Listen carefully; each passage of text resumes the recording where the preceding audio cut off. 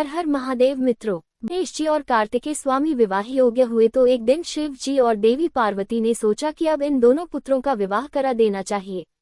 दोनों पुत्रों के विवाह का विचार आने के बाद शिव पार्वती ने कार्तिकेय स्वामी और गणेश जी को बुलाया। शिव जी ने दोनों पुत्रों से कहा कि आप दोनों में से जो इस संसार की परिक्रमा करके पहले लौट आएगा, हम उसका विवाह पहले कराएंगे। शिव जी शर्त सुनते ही कार्तिकेय स्वामी अपने वाहन मोर पर बैठकर तुरंत उड़ गए। गणेश जी अपने वाहन चूहे पर बैठे और कुछ सोचने के बाद उन्होंने अपने माता पिता की परिक्रमा कर ली।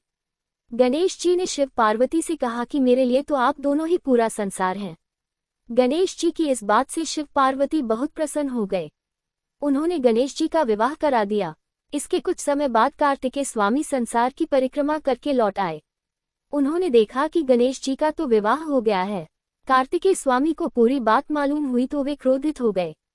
उन्हें लगा कि माता पिता यानी शिव पार्वती ने उनके साथ सही नहीं किया है। इस बात क्रोधित होकर कार्तिकेय स्वामी ने कैलाश पर्वत छोड़ दिया और क्रौंच पर्वत पर चले गए। ये क्रौंच पर्वत दक्षिण भारत में कृष्णा जिले में कृष्णा नदी के तट पर स्थित है। इसे श्रीशैल और श्रीपर्वत भी कहा जाता है। कार्तिकेय स्वामी से मिलने श्रीशैल पर्वत आते हैं शिव पार्वती।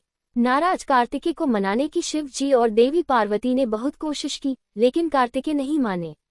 जब शिव पार्वती को ये लगा कि कार्तिकेय अब कैलाश लौटकर नहीं आएंगे तो उन्होंने तय किया अब से वे ही समय समय पर कार्तिकेय से मिलने जाएंगे।